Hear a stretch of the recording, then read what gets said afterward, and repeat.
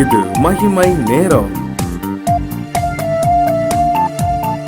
சர்வ வல்லமையுள்ள இயேசு கிறிஸ்துவின் இனிதான நாமத்தினாலே மகிமை டிவி நேயர்களுக்கு என் வணக்கத்தை தெரிவித்துக் கொள்கிறேன்.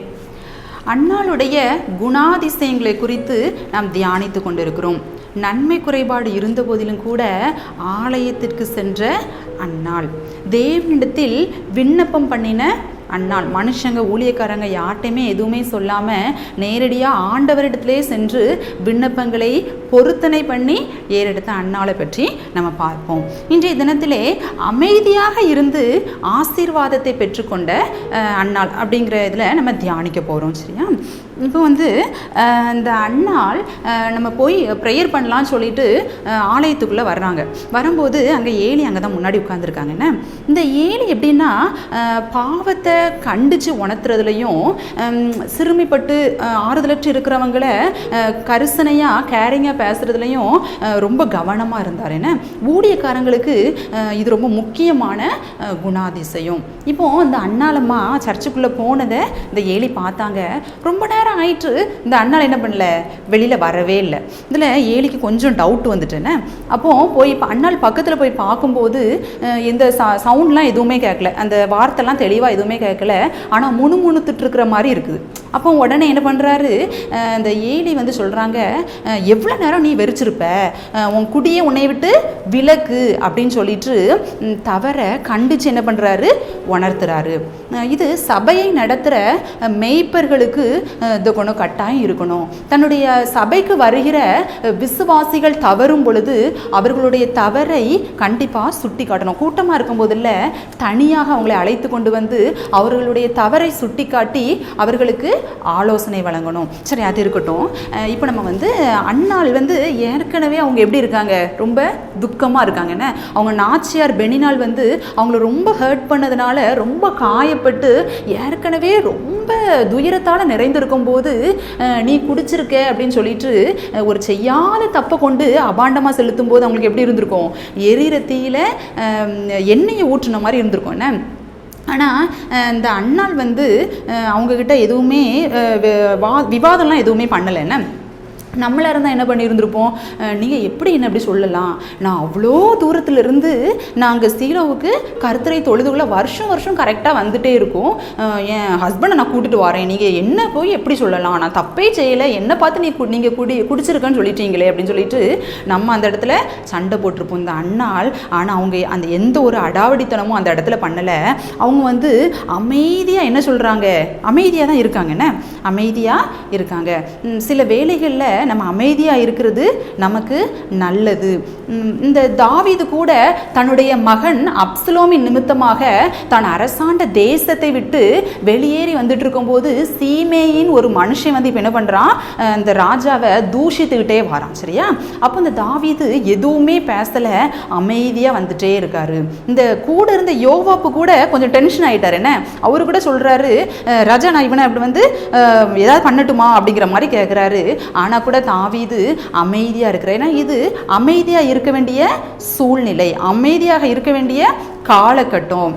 மோசே மோசையோட அண்ணே அக்கா ஆரோனும் மிரியாமா. சரியா? இவங்க ரெண்டு பேரும் தன்னுடைய சொந்த சகோதரன் தான் இந்த மோசே.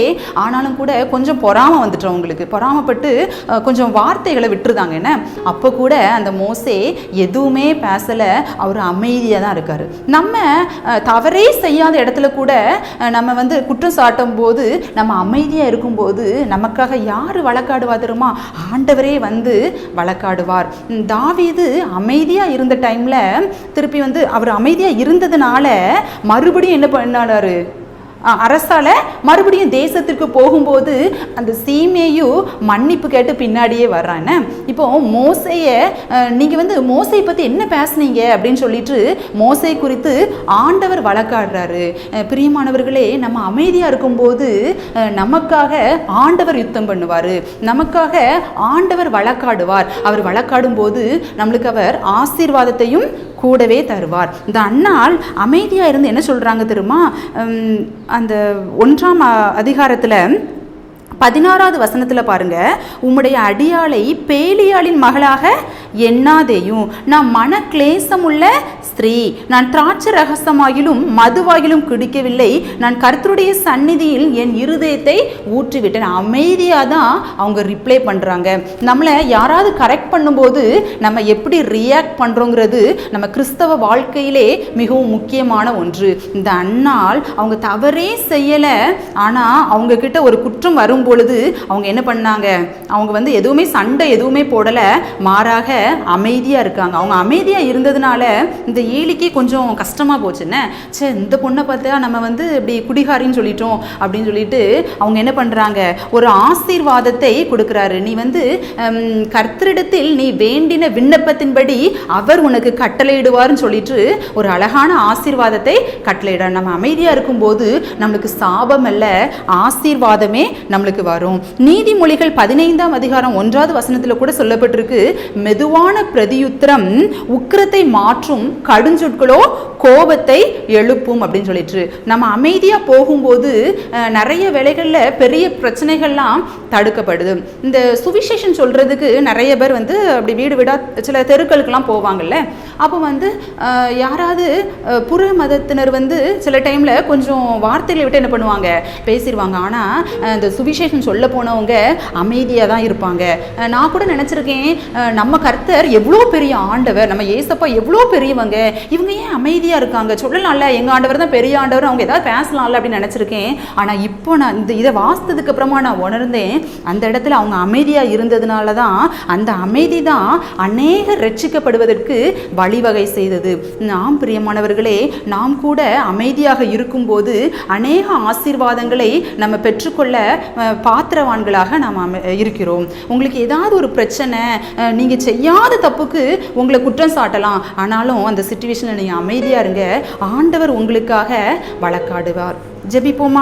அன்புள்ள ஏசப்பா, இந்த நிகழ்ச்சியை பார்த்து கொண்டு இருக்கிறவங்க கூட சிலர் சொல்லலாம், நான் செய்யாத தப்புக்காக நான் இப்போ தண்டனை அனுபவிச்சுட்டு இருக்கேனே, என்னை செய்யாத தப்புக்காக என்னை குற்றம் சாட்டிட்டு இருக்காங்களே அப்படின்னு சொல்லிட்டு நினைக்கலாம். ஆனால் அவங்க அமைதியாக இருக்கிறாங்க.